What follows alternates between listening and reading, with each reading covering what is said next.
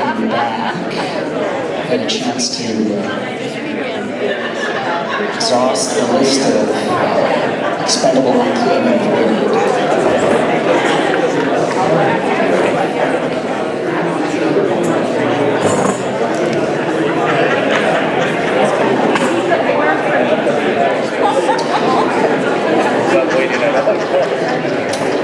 I'm used to working with social workers, and I know they talk, getting a similar vibe from pastoral workers.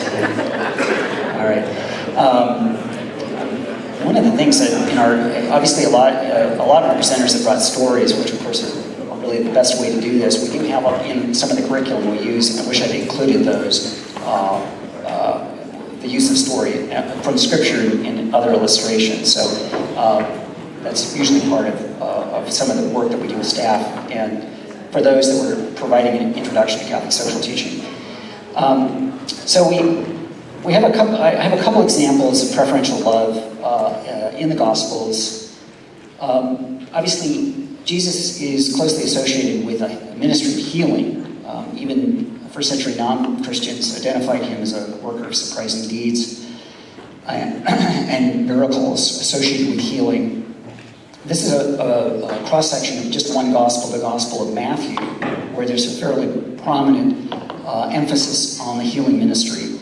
As you look down the list of afflictions, you can see and go back to that hierarchy, that lower 10%, that the deeds of Jesus are really active in that area. It's absolutely evident in this. It's always been kind of interesting to me that Jesus had most of his trouble with religious people, not with people who were sick or sinners. They seemed to get it and get along. But it was the religious people of his time who had conflict. I often wonder about that for my own life as a religious person. If Jesus were here today, would I be struggling with my own sense of I know what God's will is, and this can't quite be right. So I'm not saying that or sharing that observation to be pointing fingers. By healing, Jesus restores the unclean to full community relationship. And this rejoining to membership is evidence of God acting in justice to restore his kingdom. So this kingdom language surfaces again. We have the call of Matthew. I mentioned those that associate with the ruling foreign power are outside the scope of the community. And here we have an example of inclusion within the apostolic community itself, someone in that position.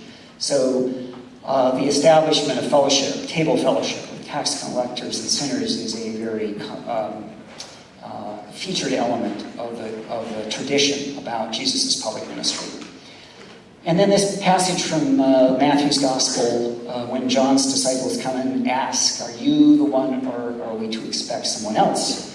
And there's no self-reflection here, as we might find in, say, John's Gospel. But here we see Jesus pointing out to the 10%, the actions and activities of his ministry of the kingdom. And it relates to the blind, the lepers, the deaf, the dead raised to life, and the poor. So the kingdom's arrival is manifest through association with and ministry to the marginalized. So this call to preferential love, which is an essential part of the work of Catholic Charities, this is a quote from the Catechism, that this way of Jesus brings about reconciliation and true community. And to achieve this, those who are oppressed and excluded are the objects of a preferential love on the part of the Church. In our Code of Ethics, we talk about the poor having a claim on our resources and assets. I often, when people who struggle with some of the work that we do, I mentioned that we're very much an immigrant church today. 70% of the clients that we serve here in Idaho are immigrants and refugees. That can provoke some struggle even with some of our own supporters, our own people in the church and donors. We try to engage them in a conversation about this interest the church has in those on the margins, especially the newcomer. And we are in a culture that associates love with equality. But the gospel calls us to love that is personal and weighted. To love a person is to desire his or her good. And since we're all unique, our love is not the same for everyone. It doesn't seem fair to our American sense of freedom and justice. So we're called to a special love for those in need. In truth, we must desire greater and more goods for the poor than we desire for those who are already secured in material and spiritual goods. And I couldn't let this slip by. This is a quote from the Catechism, John Chrysostom, a great father of the church, and a statement: to not enable the poor to share in our goods is to steal from them and deprive them of life. The excess goods we possess are not ours, but theirs. I include the painting here. This is Chrysostom preaching to the royal household about their excesses. I share that because we have many pastors, deacons, and priests here today. You can see he's got a lot of energy in this sermon he's preaching. The royal family had this balcony seat in the church. This led to repeated exiles for John Chrysostom, so just giving you a fair warning. So for followers of Jesus, assisting those in need is not a hindrance. There's sometimes three things that I hear from people about works, the social mission of the church. That some feel that it hinders them, that it holds people back, it weakens them, or that it's great for some, but not for everybody, or that it's sort of a conventional sense of welfare or charity. But in truth, in our tradition, it is an act of justice. It is owed to them, as John Chrysostom says, and it is an act of love to desire what is good for them and needed.